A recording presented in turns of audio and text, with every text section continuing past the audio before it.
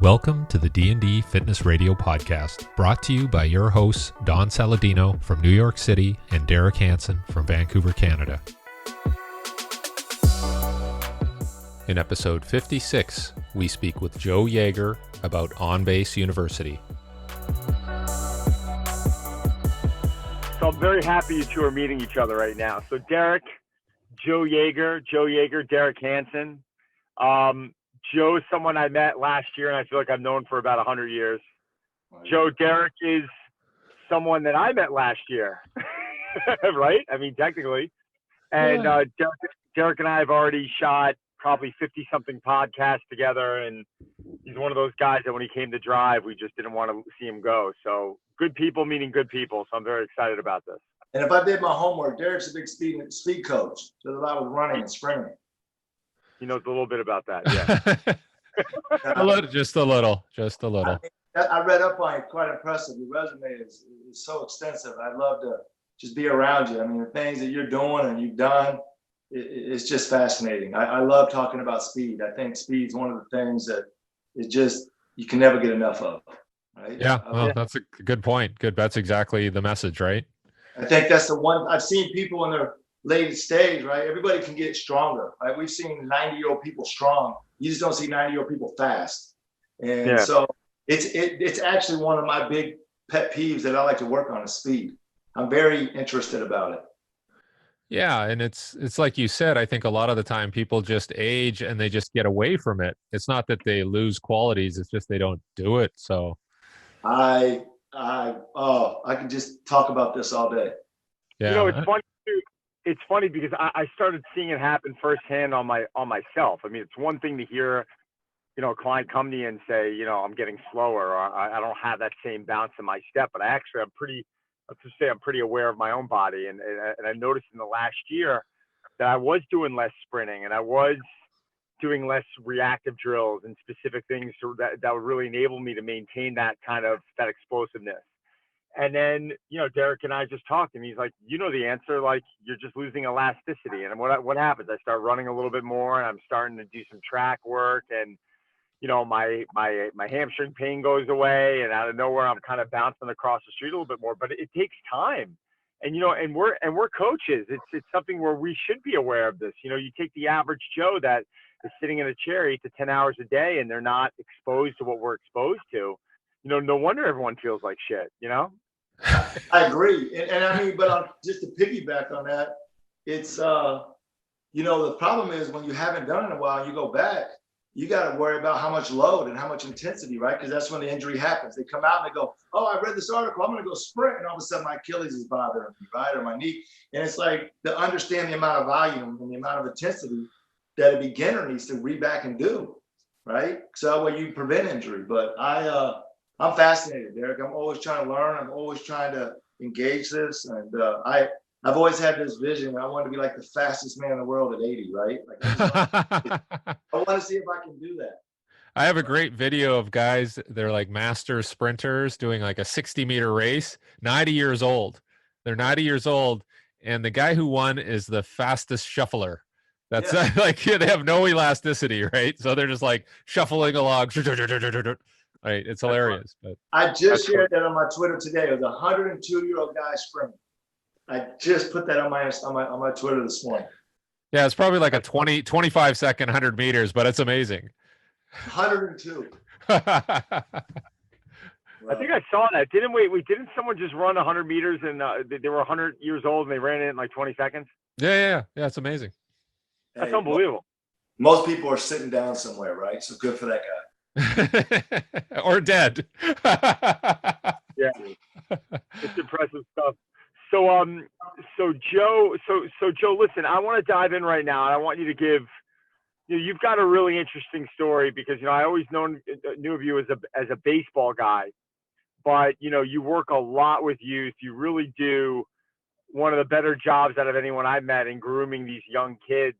I mean, you know, you have how many guys who just, you know, went off into the draft because you kind of gave, I'm not saying it's all because of you, obviously they got to put the work in, but you really put that touch and you really mentored them and you really helped them with just life in general. And I think that's something that's really interesting. Yeah, I'd love you to kind of talk about, your history, where you started, how you went into that direction, and then a lot of the things that you got going on right now, with Greg Rose, with Baseball U, and all this stuff that Greg said we were allowed to discuss. So, I talked to Greg this exciting. morning.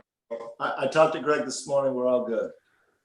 I guess to start, my background, right? I was a kid that grew up without a lot of means, a single mom. I was the only one that graduated high school at my time. My other brothers have since went back. And, we just didn't have a lot. Didn't have a dad around, never knew him. And I was just always a kid that just wanted help. So I go to my first high school, and I'm actually a wrestler by trade. A lot of people don't know that. I wrestled in high school because, it was an individual sport, right? It was up to me. But baseball was my passion. And, I got cut in high school on a team that was 5-21. And I'm like, wow. And then I go off to my first junior college. I get cut again. So here I am. I'm known as this baseball guy. People don't realize my career started off cut. And my problem was I just didn't understand why there wasn't coaches that wanted to help you, right? Everybody wants your money and everybody wants you to train them, but I just wanted help, right? I just wanted a release. I wanted someone to show me. So I was blessed enough. I walked on to a junior college baseball team, and this coach gave me an opportunity, and my whole life changed, right? It gave me a purpose. It gave me a direction. It gave me something to hold on to. And I realized that's what we really want for these kids, right? We're using baseball or a sport or whatever just to get them an opportunity to have an education, right? The end of the road is I want kids to have an opportunity to learn what sport can teach, right? It can teach camaraderie, it can teach family, it can teach discipline, it can teach work ethic. If they get to excel in their sport and they get to go off and play pro, that's great. That's icing on the cake. But in reality, I like what life can teach us, right? I like what it brings to the table. And so we started a group a long time ago, and it was more like a mentoring group. So the kids come in, the first thing they do is they learn how to shake a hand, right? So what's the most important thing in any business meeting? Eye contact, shake hand. We practice that, right? And it's being on time, right? And it's helping out with mom and dad and being grateful. One of the things we do, a lot of the things we do, believe it or not, is the kids got to bring in their report cards. The kids got to show me what they're doing in the community. We have a big sign that says iron sharpens iron. And I'm asking, what are you doing to make the kid next to you better, right? And I just want to preach that message. And it's worked. It's worked. So for me, it was just, I guess, healing, right? What I didn't have and what I was longing for, and just trying to create that in others, which was just help. In your baseball career, I mean, Derek, Joe and I were just away together at Perform Better Chicago. We brought our gloves and we got into this little convention center, and we started throwing the pill around, which it's so funny because you take two guys in their 40s, and Joe's got an outstanding arm, and just popping the glove indoors and just kind of getting into that rhythm and that zone. There's just something so special to it. But tell me about your baseball career a little bit. Yeah. So, by the way, Donnie has a cannon. Don't let him. My hand was all bruised up. I didn't want to give it to him at the time, but I was like, yeah. Love you, dude. Thanks. And I like how he says in the 40s. I still got about 4 or 5 years on him, so I'm a little older. But no, baseball career, Donnie. I appreciate you asking. It's great. It's a feel good story, right? It's about a kid who loved it, and I threw 78 mile an hour coming out of high school. So here I am at 18 and throwing 78. I get cut, nothing special. And then throughout college, next thing you know, I go off to this junior college, and now I'm throwing 90, 92, 93, 94. I ended up getting in the Hall of Fame in my junior college. Turned down the major league draft after my sophomore year. Played for some great coaches. I played for Eric Snyder, who's at Louisville, Rick Heller, who's at Iowa, Sean McDermott, who's at UIC. And next thing you know, we ended up playing in the College World Series in 1996 at a Division II level. Grades weren't where they needed to be. And I'm throwing 94 mile an hour, right? So my question was, how did I go from, 78 to 94 after that prepubescent stage, right? You're in your 20s. People say, well, you can't gain speed at that time. Well, you actually can, and I did, right? And that was when I started realizing how the body worked. right? And how there is a such thing as a science. And my degree's in exercise science, and I started studying, right? I learned how to use ground force. I learned how to use my different limbs and my levers. And so my baseball career kind of took off at the end. And it's a story, you know, you don't hear people blossoming 20, 21, 22 years old, right? You're almost past your prime then. So it's, I guess God just had a different plan for my life. So I actually, it was fun. It was fun. I've been a college baseball recruiter for 17 years. But my most pride is that I work with a diverse group of people, right? I have volleyball players, basketball players, hockey players, tennis players, golf players. I got old people, young people, senior citizens, athletes. I just feel like people want education, and people really do want to get better. You know, they do. They just want the information. Yeah, no, I wanted to ask you a question about the baseball piece, and I remember I work with this actor Benicio del Toro, and he was in the movie The Fan, and I guess he had gone to batting practice, and he's like, I guess the guy throwing to him, and he wasn't a baseball player, so the guy throwing to him was the catcher throwing pitches, and I think he's throwing like 70, 75, and he's like, wow, that was so fast. Like, what is the difference, you know, moving up the spectrum of like somebody who's throwing 70, 80, 90, and what's the implications for trying to hit that? You know, that's a great question. I don't think people quite realize how hard it is, right? I mean, you're 60 feet 6 inches away, and this ball is coming at you, and you have a nanosecond to be able to process what you're going to do and react, right? And you know, just take your time, go to a carnival, or have someone go to one of these batting cages, right? And you're like, oh, that's what 90 is like, right? It's easy to sit on the fan. You know, it's just work. It's timing, right? I think these guys that can play at that level have excellent hand-eye coordination, right? It's just it's an art, right? It's no different than a guy who plays golf, right? How does he have that much margin of error, and he can hit that club face every single time, right? How does a basketball player focus when the crowds are big and behind, right? Yeah, it gets on you pretty quick. It gets on you pretty quick. Your eyes are the first thing that will tell you.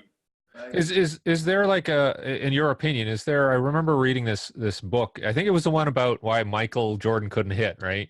And they were talking about there's windows of opportunity where you have to work on that in certain age span. And if you miss that you've missed that sort of motor control or that reflex. Is that true in your opinion? You know, it's funny. Dr. Rose and I talk about that all the time, right? And I don't like to use the word always or never, right? Yep. I think those are some dangerous words. I would say yes, right? That is accurate. There's a motor control when you're a child, and you want to learn that. But, you know, in my opinion, when someone's determined and someone really wants something, I'm not going to put that limits on somebody. I'm not going to say, nope, yeah, you missed it, or stand on either side of those. But I would say the likelihood of that being developed when you're younger, it's definitely an uphill battle as you get older to try to develop that. But there's some remarkable human beings on this planet Earth. I've seen some crazy feats. And I guess if someone really wants it, you know, who's to say what they can't pull off? Yeah, but I mean, does that, as you're working with kids, because I had this one kid who was an amazing sprinter, and he I think he ended up playing like single A, but he just couldn't hit, you know, at higher velocities, and so he just quit. He quit, and I thought, well, maybe he should have stuck with it or saw somebody who could help him. And I mean, is that, if he's a 20-year-old guy, is that somebody you think should stick it out and try to figure out how to hit those? I think that's a great question. I get asked that. So I just got 5 guys that went to the pros, and you know, it's a separator, right? Hitting at that level is a separator, right? And it's a failure. Think about it, right? It's the age-old conversation. If you hit 300, you're a success. You fail 70% of the time. I think a lot of it is mental, right? I mean, you're going up and you're just getting beat down, right? You haven't had a hit in a week. I got kids, I don't want to talk about names, but I got a kid right now who's moved up. Exactly what you're saying, right? He's in a Power 5 school. He was all state. He was all everything. And all of a sudden, he's hitting 190 right now, right? And he's like, coach. And I said, yeah, you're going to have to focus a little bit more, right? So it's about understanding your body, having that control, how do you keep doing something when you failed, right? You haven't had success in 3 weeks. How do you wake up every day and almost go, you know what? I got this. It beats you down. It beats you down mentally. But I've seen people turn it around. I mean, you look at some of these major league guys, right? They struggle year, and then all of a sudden one day it clicks, right? Or you see a guy hot and all of a sudden he gets a big contract and it goes down. I really think there's a lot to do with the mind. I mean, yes, you have to have some athletic ability, but it's the torture of just failure, right? Yeah, and from a psychological point of view, and I'm not a sports psychologist, and you'll see sometimes people recruit these types of professionals to come in, but as from your point of view, like how do you address some of these psychology issues and get people out of slumps and get them having successes again? First of all, we have a sports psychiatrist that we send some of our guys to, right? I stay in my scope, and there's a guy out of New York, Brett Walker. He's an amazing guy. He's an asset. And I think these kids need to be able to talk to somebody, right? I think when you get up to that next level, you know, I guess, in my opinion, after a while, everybody kind of the playing field athletically evens out, right? Everyone's a certain height, everyone runs, everybody throws, and then it just becomes where between the ears, right? I mean, when you look at sprinting, and we'll talk in your world, all those guys are pretty fast, right? But speed's different than hitting a baseball because it's a decision-making time. But they're all pretty elite. And I think it's the way they prepare. It's what you're doing the other 23 hours. How's your self-talk? You know, how are you able to handle defeat? You know, these kids get in their head some bad thoughts, and the game will eat them up. Game will eat them up pretty quick. Yeah. Well, I mean, that gets to my next question, which a lot of people have asked about, you know, these guys who had these home runs with performance enhancing drugs, how much did it help and how much did they have to be just really good baseball players who had a little assistance? Well, you know, it's interesting. So I have a little bit of insight. I'm not going to go too deep, but I actually was working for Patrick Arnold, the head of customer service, when the whole Balco thing went down and we all lost our job. And I think that boy, I'm gonna dance around this. Good. Yeah, that's no problem. I think you know, there's no doubt about feeling optimal, right? When you're taking these performance, you feel optimal, right? You feel stronger, right? Whether you're a track athlete, when you feel good, you play good, you look good. And I think a lot of times, you know, think about it. When a sprinter doesn't feel strong, you think he's going to run as fast? No, right? When a baseball player doesn't feel good in his uniform, you think he's going to play as good? I do. I think a lot of this is mental and psychological, right? You look back and sure it helped, but I think it helped in the days when you're tired. You know, these guys play 163 games in like 182 days. You know, they're going from California back to New York, over to Florida, right? They're not getting in their lifts the way they used to, and they get tired. And I think when you're able to take some performance enhancing anything, it just keeps you locked in, right? It keeps your body charged up, no matter if it's caffeine or whatever it is they choose to take, right? They need something. You know, it's hard. That's a good point. Like that travel schedule, just the games, the number of games. I mean, how do you advise people get work in under that? I mean, I know they're going to be tired. I know they're going to be like, I don't want to do that. I just want to rest. How do you encourage them to get some work in? You know, boy, that's the $1 million question, right? I mean, it goes back to the principles, right? You got to get your sleep. You got to get your nutrition in. You got to hydrate. You know, those big three pillars, I don't think are going to go away, right? I think it's about taking mental breaks. And for me, what we talk about is just having a system, right? How does your sprint team work? You have a system, right? Because that system gives you a loop of what's breaking down, right? I think the reason why Don's so successful, he has a system, right? Dr. Rose, we have a system. So we just have a system, and it's a check and balances. And, you know, we talk about their sleep first and foremost. How's your quality of sleep? You know, are you shutting off? Are you getting away? Are you meditating? Are you doing whatever you have to do to get that mental break? And then the next day it's almost like starting over every day, right? In the system, you get to the ballpark, you have your checklist, you go down that roll, and it's almost like you're just starting new every day, right? We try not to let them get too far ahead of themselves. But it all starts with sleep, getting your water and getting your nutrition in my book. So. Yeah, and obviously there's correlations. The guys who are having the most success, the least injuries, probably have that covered. And even the nutrition side. Like I remember that whole scene where the guys were, I guess I don't know what team it was, but they would go in the back and they'd have fried chicken and beer and then come back out. Like, is that still part of the culture? Like just whatever, do whatever you have to do? Or are there guys really getting on board with taking care of their nutrition and their bodies? And I think guys like Eric Cressy has done a phenomenal job of getting the word out. Eric is a friend of mine, and he's taught me quite a bit. I think Eric's done a phenomenal job of just educating people. I think it's turning the corner, right? But it's so individual. Guys got to buy in, right? Every athlete, you've worked with pro athletes, Donnie's, they're unique, right? Some guys just got their own routine, but I think it all falls in the routine, right? When the people who are having the most success have a routine, have a system, have a checkpoint, right? And they know what they need to do. They're grown men. I think it's the people that all of a sudden that system breaks down and they go, oh, maybe I didn't have a system. Maybe I was just superstitious and I was doing these things, right? Or as they get older, or as they get stressed, or as they get married and have kids, their life changes. I just think, I think guys are changing. I think guys start to see the value. And I think we're starting to see athletes are pushing themselves, right? And you look at some of the stuff they're doing in the NBA and other teams, and there's just some wonderful trainers out there that are really doing a good job of getting a point across of, hey, take care of your body, man. This is an opportunity. Yeah, because I would say baseball, if you look at all the sports, that's probably the one sport where you can go quite a distance in terms of your career, the length of your career. So I would assume that's what you're advocating for with these players, is like, let's extend this. Well, that's the goal, right? And it goes back to speed, right? Because you think about speed in our sport, right? It's how fast you run, how fast you swing, how hard do you throw, and how do we maintain that, right? And there's a lot of sequencing that has to happen. That's what OnBase is really starting to talk about with Dr. Rose. Yeah, and the other thing was, we'll go back to the youth piece. I mean, you have all of these injuries now and surgeries for young kids. Like, what's your take on all of that, and how can we improve that? Man.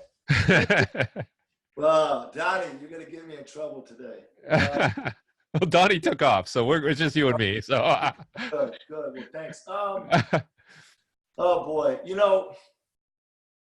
I really think it's just the continuous of year round, right? It's just that they're picking one sport and they're just burning these kids out, right? It's just, people forget, I always say this, and we've been blessed. So we've had a lot of success with our youth. You won't find a lot of what I do on the internet, because I'm not that type, right? One of my biggest mentors is Greg Rose, right? We all know Greg Rose, but you don't see Greg Rose really having his own social media site.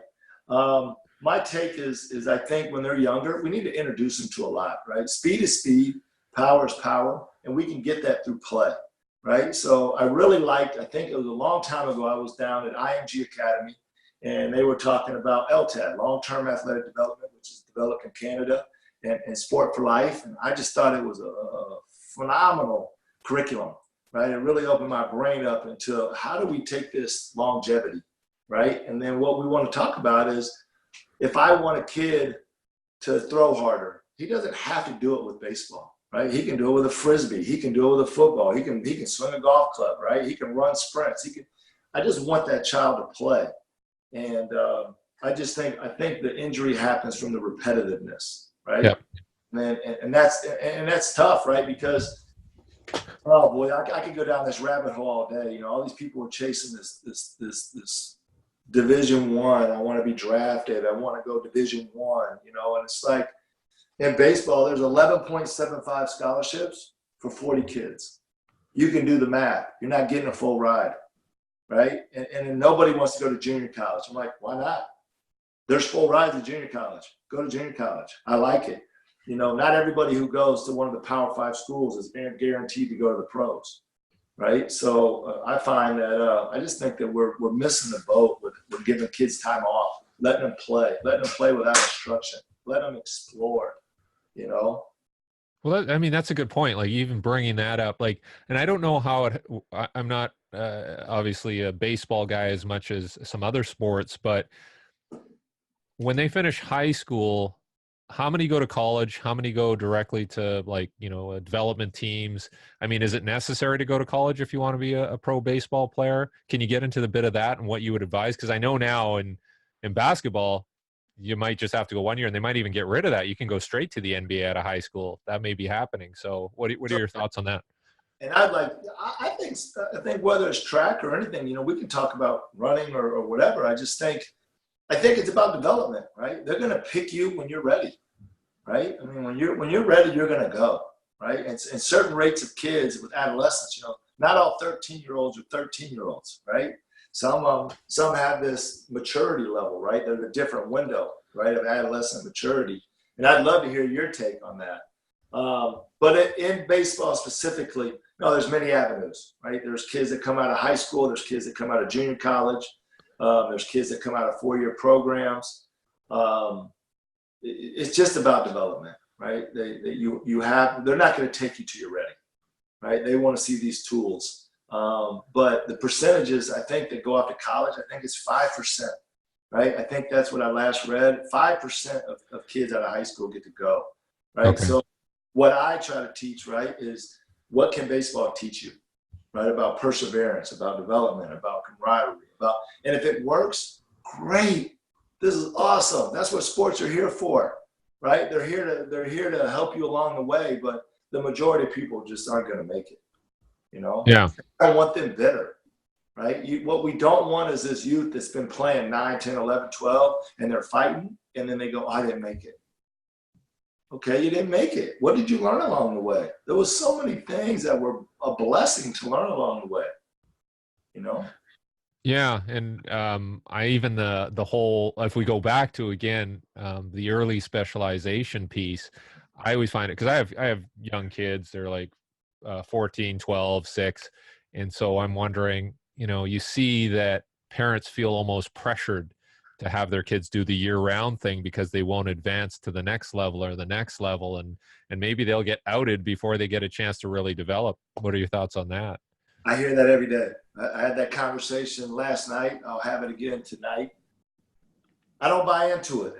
You know, I don't buy into it. And I'll tell you why. So let's just say you get trapped in some of these teams and they say, well, you got to get in our system at 9. If you want to stay in our system at 14 to be on our late team.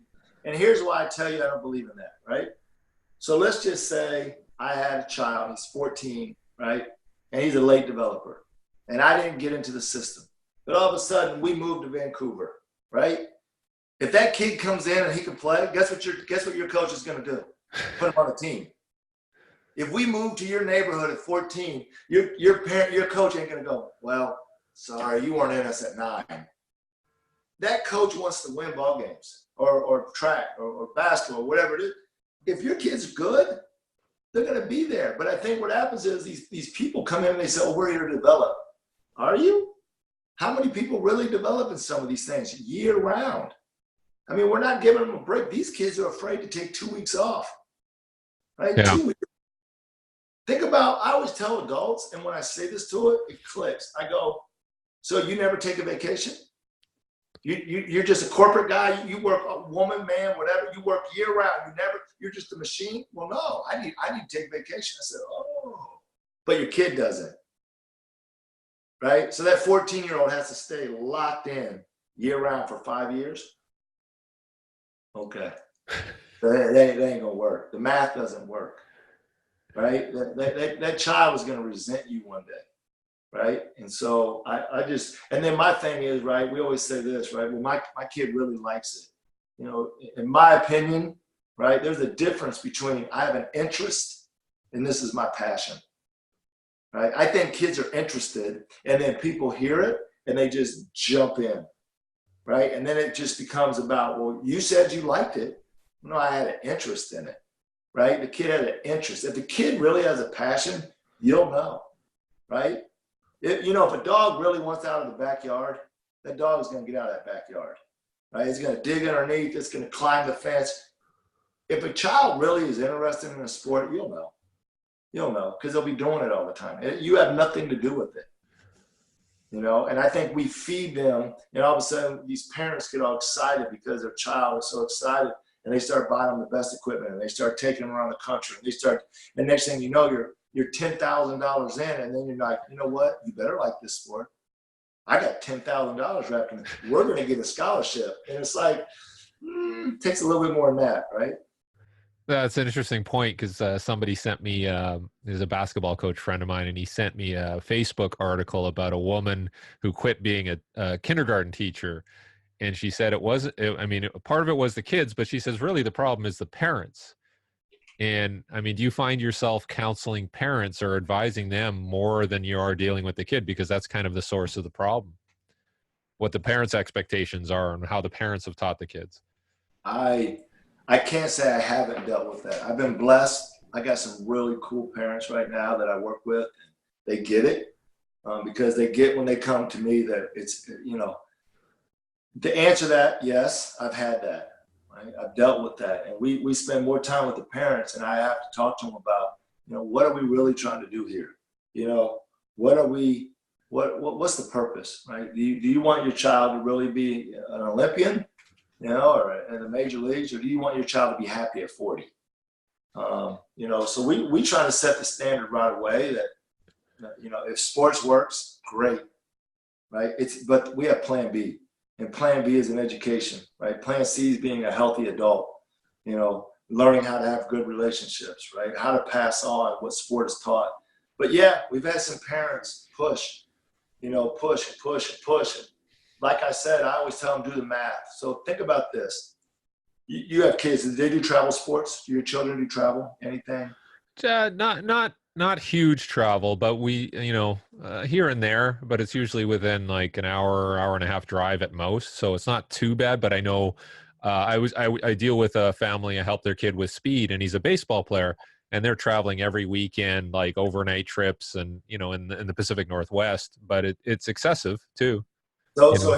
here you tell me what you think. What do you think on an average that person spends in 1 year between hotels, equipment, training, hiring a personal trainer, going to showcases? What do you think they spend in your opinion in a year?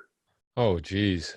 I like you said, I could say anywhere from 10 to 15 grand, All right. maybe. So Yeah. now, so here's what I tell the parent, right? And this is if we have one takeaway from today. So let's just say on a low end, it's 5 grand with a resourceful family. And let's just say on a high end, it's 9,000 in a year. And they start at 10 years old and they go for 8 years. How much money they got wrapped up? Oh, yeah. Yeah. That's college tuition. Yeah. Yeah. So how many vacations did you miss? How many year-round things did you do? How many opportunities did you miss? And if you're lucky, right, in baseball, again, there's 11.75 scholarships for 40 kids. So if you're lucky, you might get a 40% scholarship, right? Where's the math? It doesn't add up. Now, if you're going into football, you can get a full ride. If you're going to one of the revenue sports, you're going into basketball, you can get a full ride.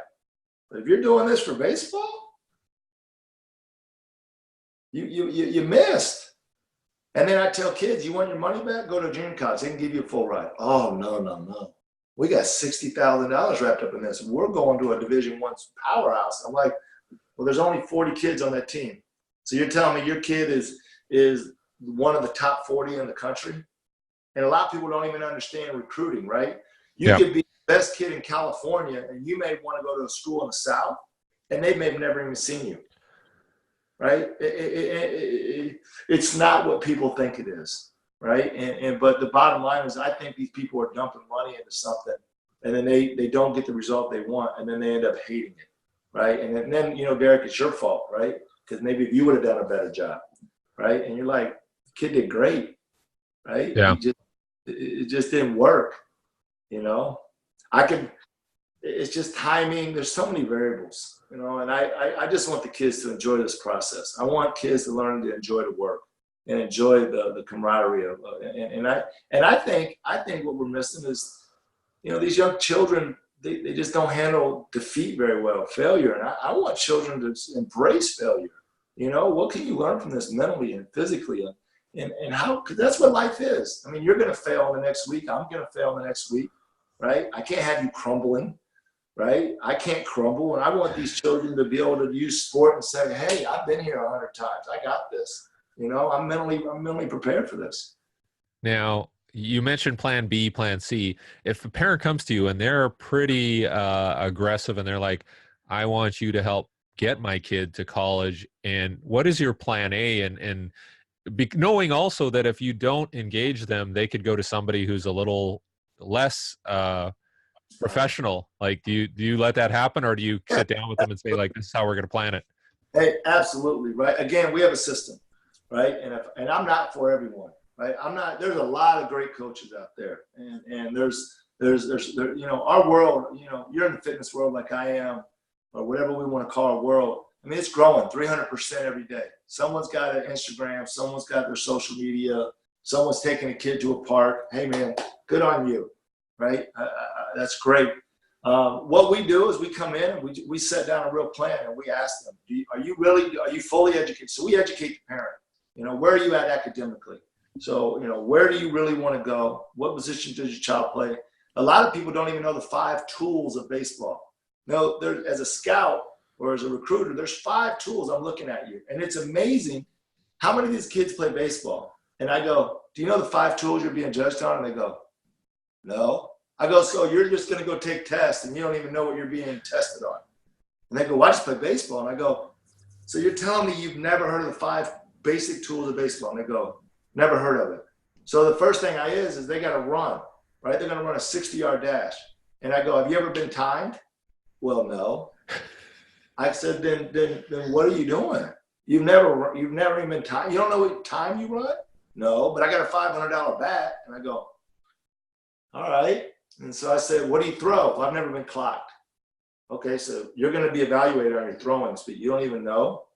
Where we don't even know where to start. And I'm like, that's when they start peeling back the layers. And they go, oh, not my kid likes it. What's the criteria my kid's going to be judged off of? So the 5 tools are running, throwing, fielding, hitting for contact, hitting for power, right? And you got to have some tools, right? And then you got to have a physicalness, right? If you're 6'4", you can have a little less of those tools because they feel like you're going to grow into them, right? And if you're 5'9", you're going to have those tools are going to have to be off the chart, right? You've never seen a 5'9" athlete and they go, man, they don't run very fast. Those guys fly and they're really fast, right?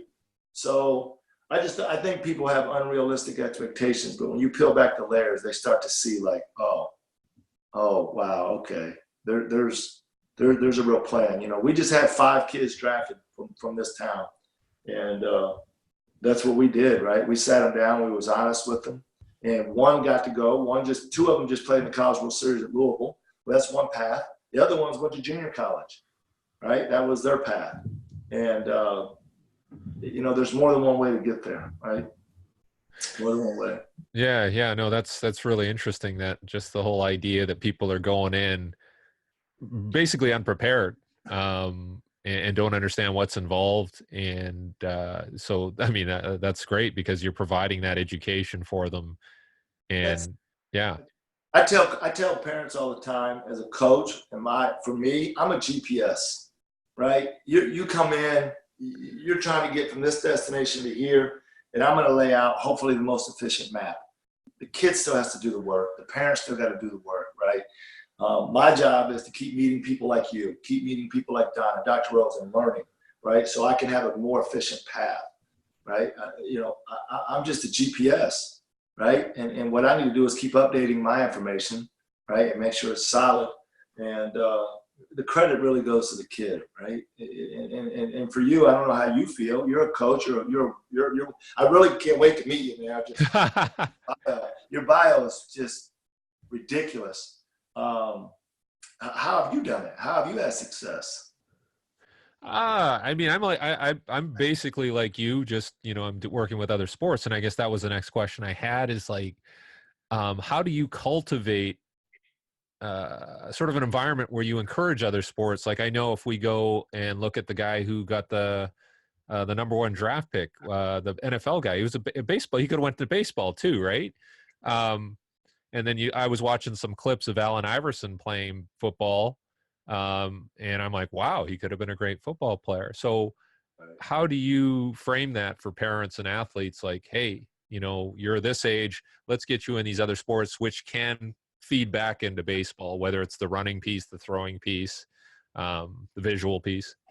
I've been very, very blessed to work with Dr. Rose, Dr. Greg Rose, the head of T.P.I. he's just opened my brain to so many other things. And, what we've learned, which I'm sure this is, for you and I, this would seem normal, right? Is power, right? We just want to, when I'm designing something, I look at buckets, right? So I always say, fill the water in a bucket. So we have a mobility bucket and a speed bucket and a strength bucket, and, an agility bucket. And when a kid comes in, we just want to make well-rounded athletes, right? Rotation is rotation, right? And I don't care if you're throwing a javelin, if you're hitting a tennis racket, if you're playing ping pong, hand-eye coordination is hand-eye coordination.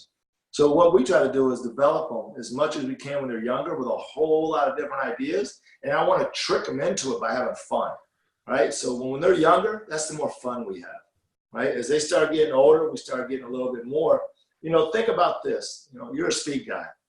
And how easy would it be for you to teach me if I had all those athletic traits, right? If I came to you and I had strength, power, stability, mobility, endurance, right? A good ankle flex, everything, right? If I was willing, you think you could teach me? Absolutely. Oh, yeah, absolutely, yeah.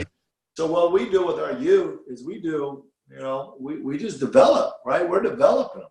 And I want them to have fun. I want them to just enjoy it, right? And just, we trick them. Nick Winkelman did a great job of teaching me about some of the brain stuff, right? And just cueing, right? And now I try not to talk at all. I try to let the exercise develop the programming, the patterning. And, when they get older, and then I get the parents like, well, when are we going to focus? And I'm like, you don't understand. Focus will come at 14 and 15. Well, we're going to miss. And I go, miss what? What are you going to miss? Right? You're telling me let's just look in your world. You're telling me Usain Bolt was the baddest kid in the world at 13. He was the fastest guy ever on 13. Was he? Was Usain Bolt the fastest runner on planet Earth at 13? He was probably really awkward. That's my point, right? At 13, nobody was talking Usain Bolt's a can't miss prospect. Right? Now, one person called you and said, hey, Derek, you got to hear about Usain Bolt. This kid in Jamaica, he's going to be the fastest man ever. Right? You rarely see the kid who's the best at 13, the best at 25. Yeah. Right? And if we did, we would all be doing it. Right? If you had the information that you had and you got your own children, you'd be doing it. What's amazing to me is no one looks at Derek and says, what's he doing with his own kids? Why am I doing something different than what the pros doing? Right? Yeah, well, it's interesting because I think I'm like you, where I recognize that 12-year-old and that 13-year-old who was breaking records probably wasn't doing that even by 15. Like, they were off the map. They were off they weren't even on the radar anymore because of, they had probably just a more pronounced sort of, growth spurt or whatever you want to call it, right? So with my kids, if they're not doing well now, I'm like, that's okay. I almost don't want them to do well because I want them to have, that potential ahead of them, right? So and have that desire and not have things come easy. I couldn't agree more, right? And then every once in a while, there's a freak, right? There's a LeBron James, and that's great, and it's fun to watch.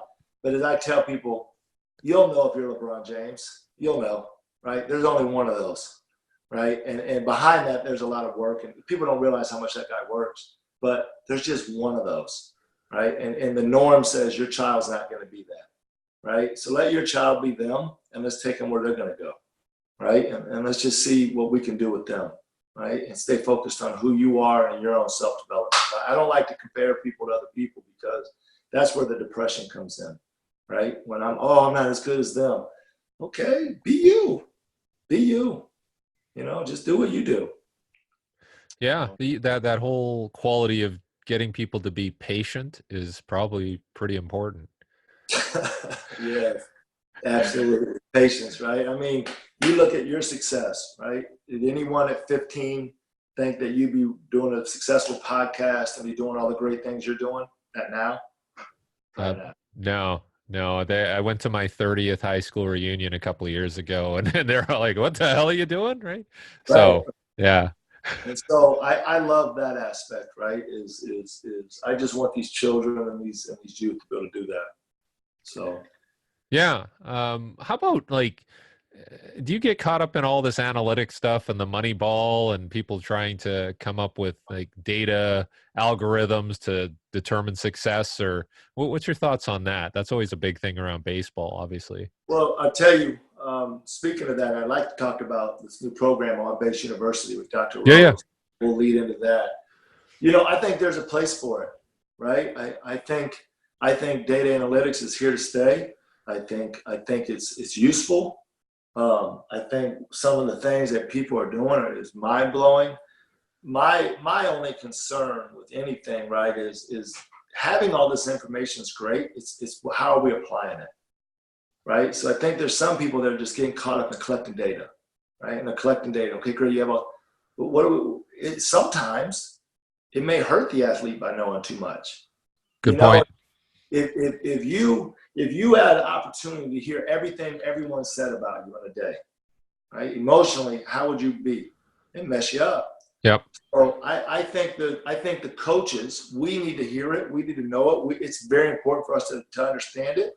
But I think what we're relaying to the athlete, if we're not careful, it can be over analysis by paralysis, right? There's some athletes that need that and need it, and we need to know who that is. And there's some, less is more, right? But we, as a coach, I think it's our job to be there, right? I mean, we have now more information. Our job is to collect more data and to learn as much as we can about our athletes.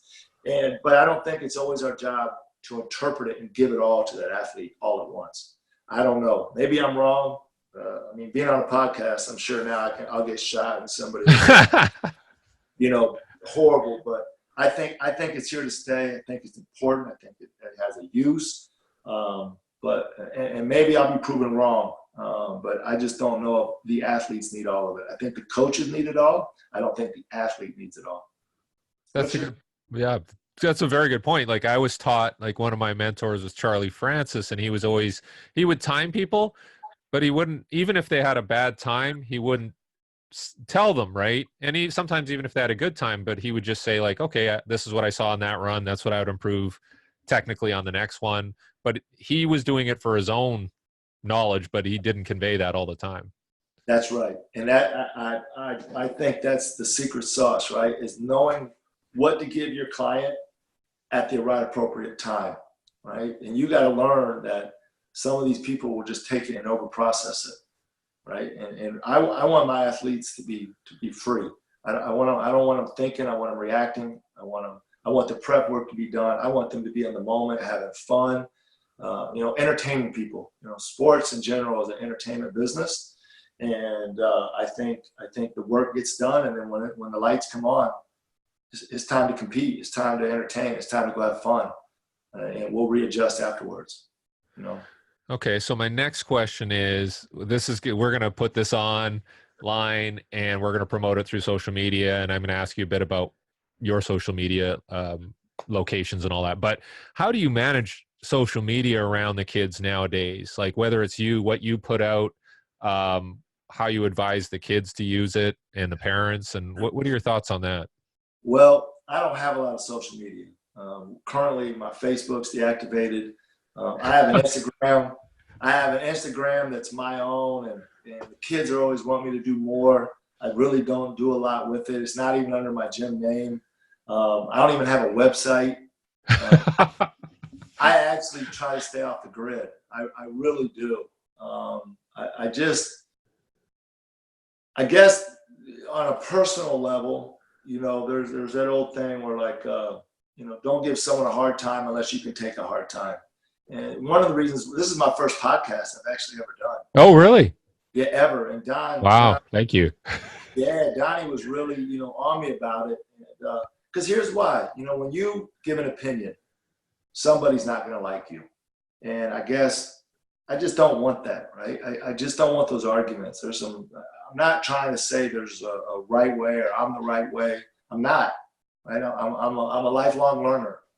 But as far as social media, on a personal note, we talk to the kids daily, right? I talk to the kids, be very careful what you're putting out there. Be very, I know you're an adolescent, but you got to be careful, right?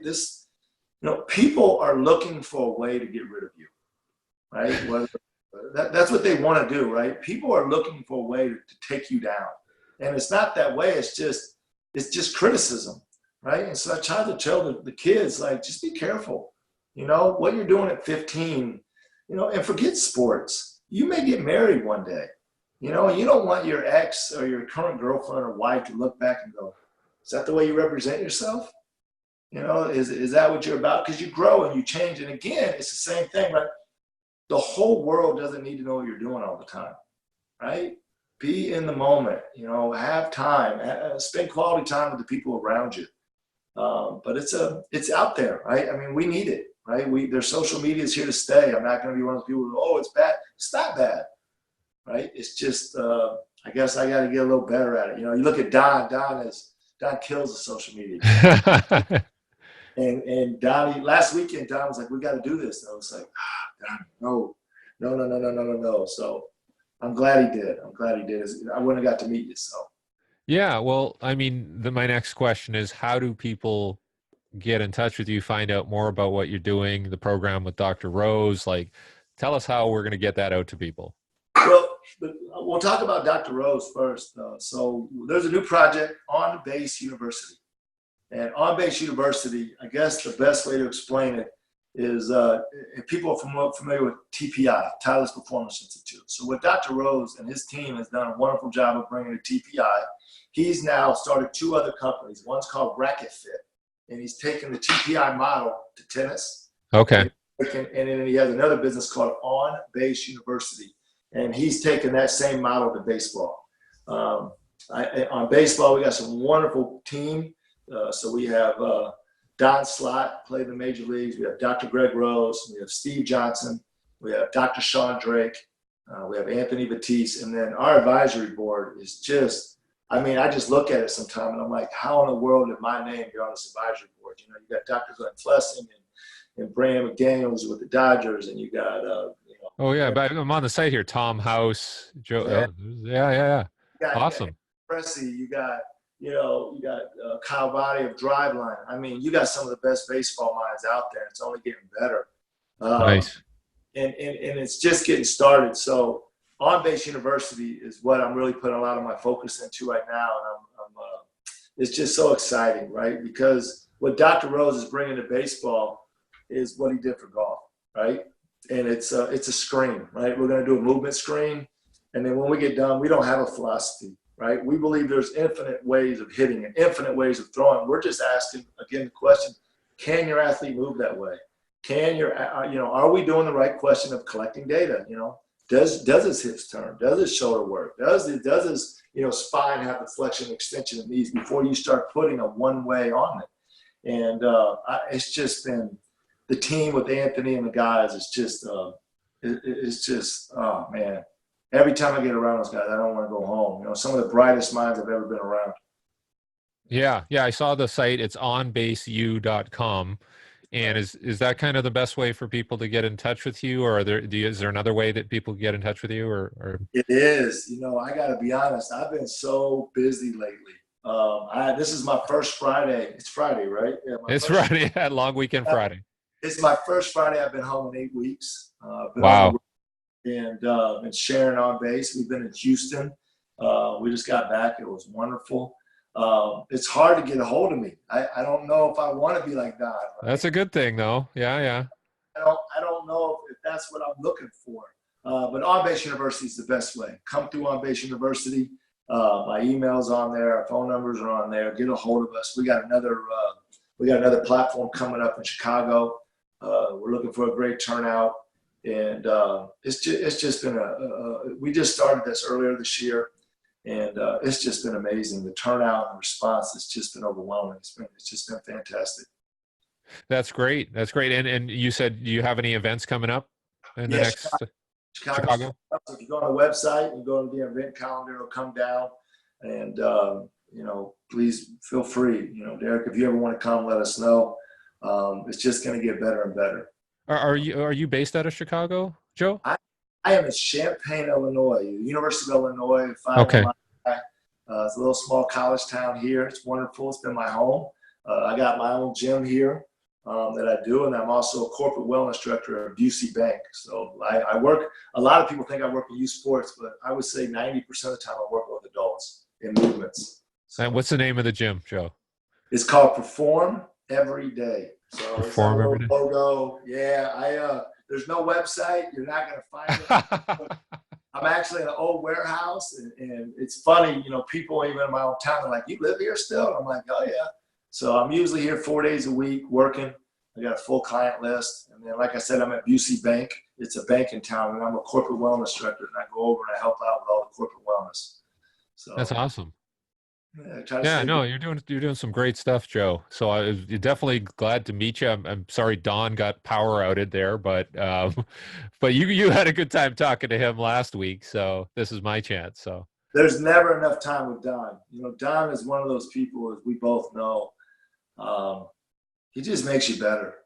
When I'm around Don Saladino, I just it's like just meeting the most positive person. Like he is who he says he is, right? It's Donnie. I call him Donnie Baseball, right? We laugh, but he is just one of the most special human beings I've ever met.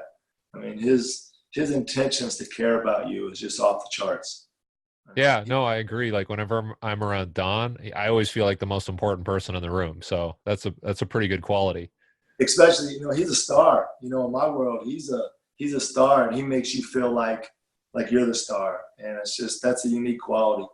I'm very blessed to call him a friend. Likewise. Well, thank you very much for being the first podcast to ever do, Joe, and hopefully it's not your last.